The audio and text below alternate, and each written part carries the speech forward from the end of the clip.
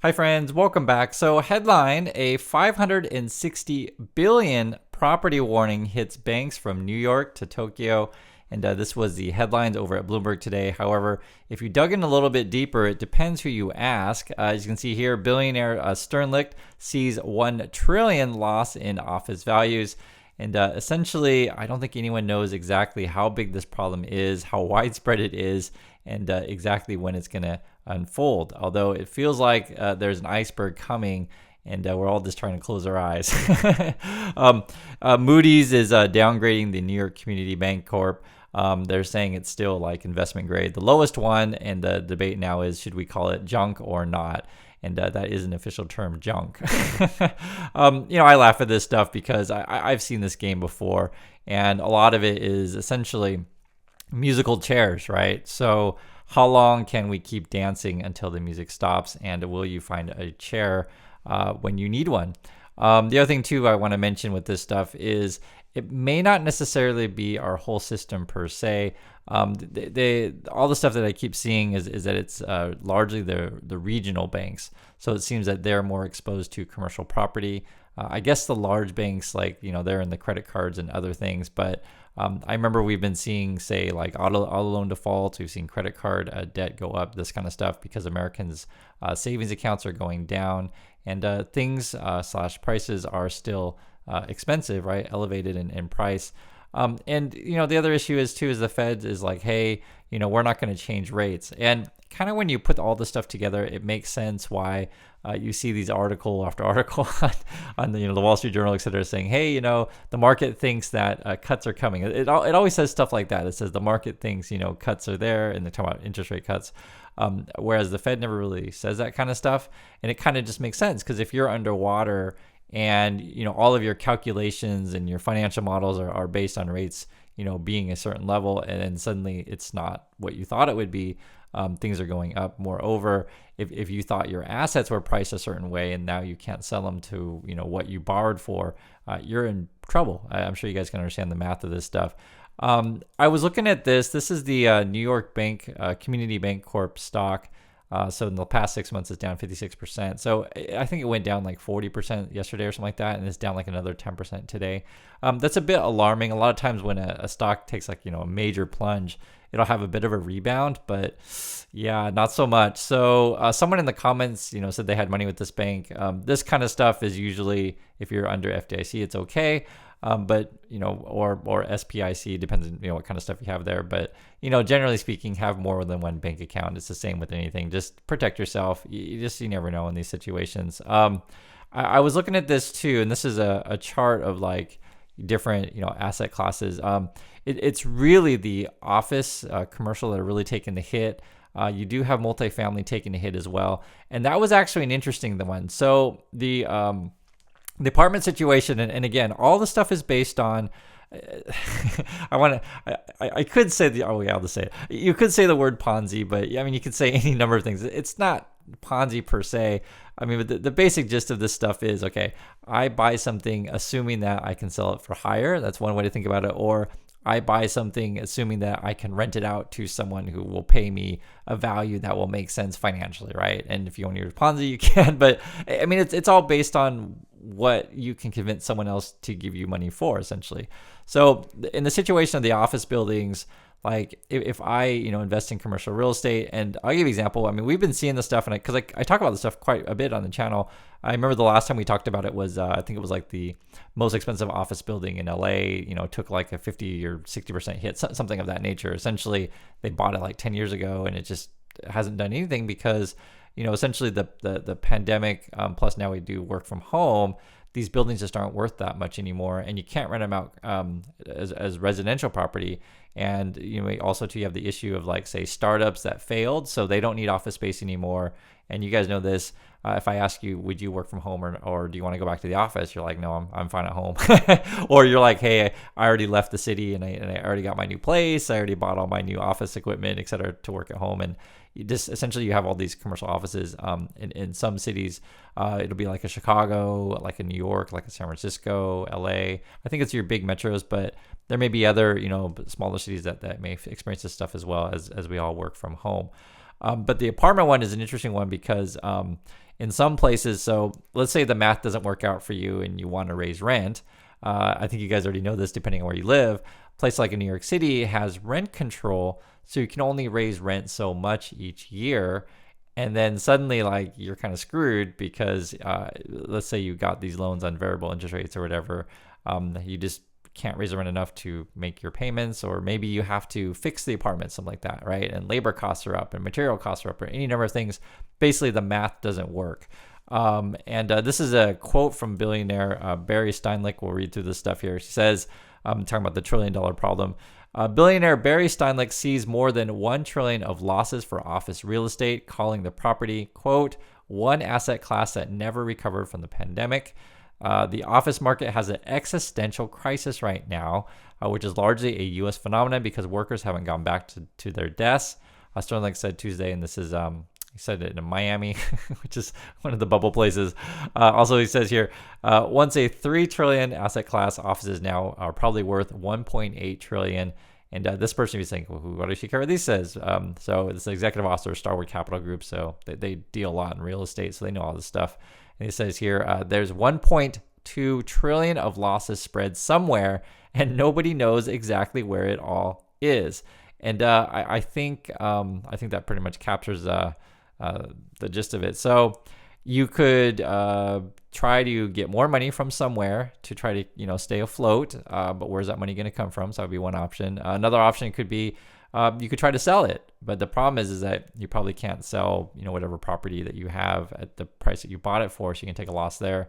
Or you give it back to the bank. But then you got the situation of the, was it New York Community? Essentially, these kind of banks, they can see the losses ahead. So basically what it is, you got these loans on your books, right? And you hope people pay you back.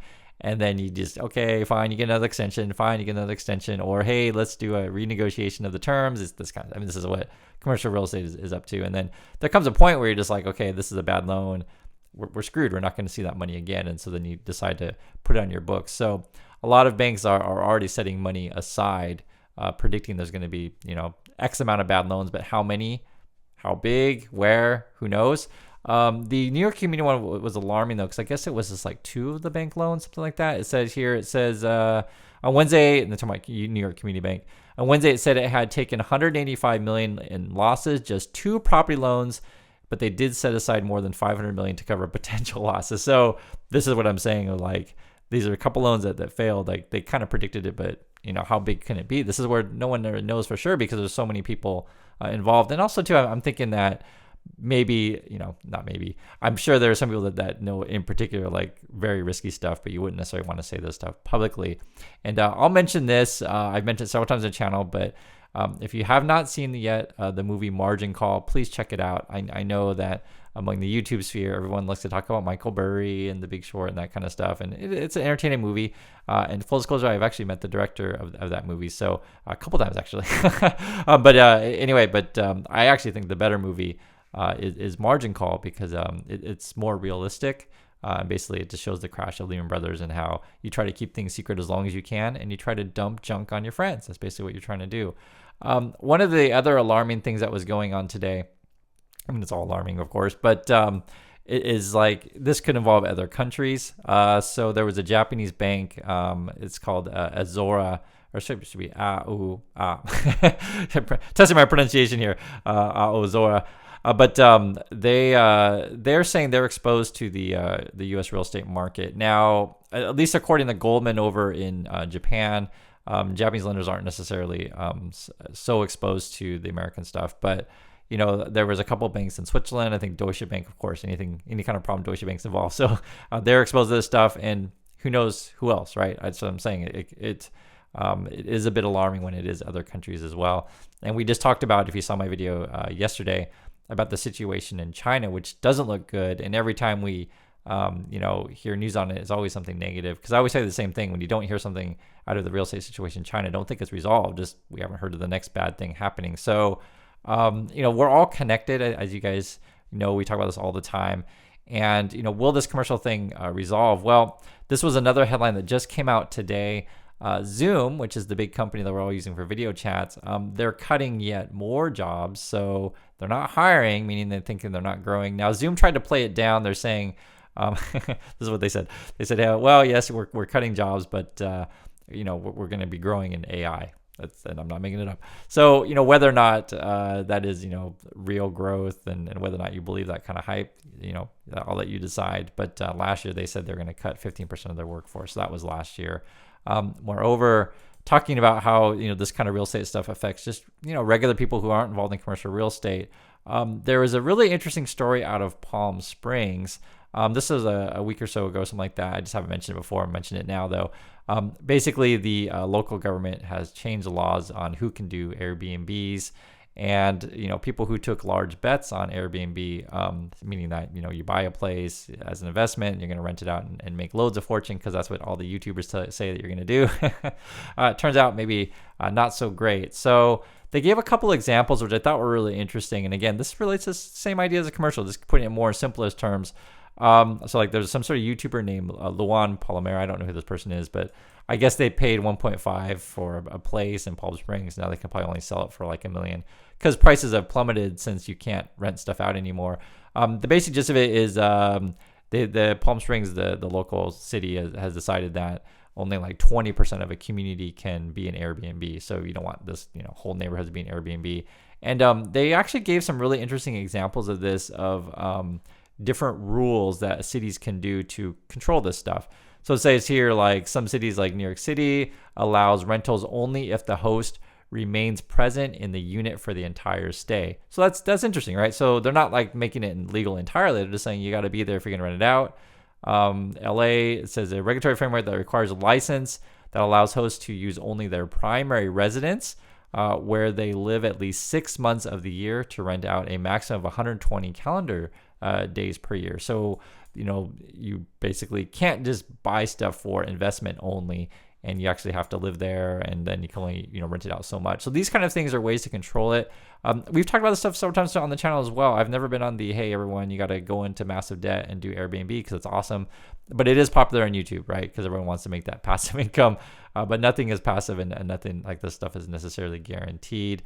But I think these are a couple examples of stuff you can do. And then the Palm Springs one is like, only 20% of a community. And then, so essentially what you have to do is you have to like, either if you're not part of that 20%, you have to be on a waiting list to hope to get a license to do it. But some of the neighborhoods are like 40% of them are Airbnb already. So, good luck.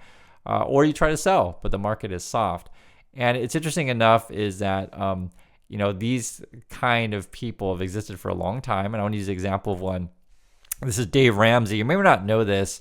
At one point, this is back in '86, he had $4 million in real estate, but it wasn't like he owns it per se. I mean, until you pay it off, it's really just a juggling act, right? So the bank owns it. He ended up declaring bankruptcy because there was some sort of banking act in 1987 and changed, how the accounting is done or how the rules are. Essentially, give me your money. He didn't have enough money. He had, it was all borrowed funds. And then he declared bankruptcy, actually. So this is the popular YouTuber and radio host and TV star, however you want to say it.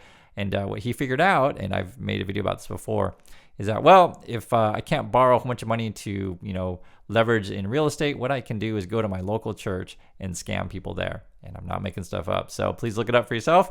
I know people get upset when I mention the Dave Ramsey thing, but that is a real thing is these kind of people figure out other ways to, kind of game the system. And I don't feel sorry for these people, to be perfectly frank. So this is just part of the game. And if you overexpose yourself and way over leverage, this is what happens. And unfortunately, though, we live in a world and with a system that sort of encourages this kind of behavior. And I get it, right? When things are going great, you can win.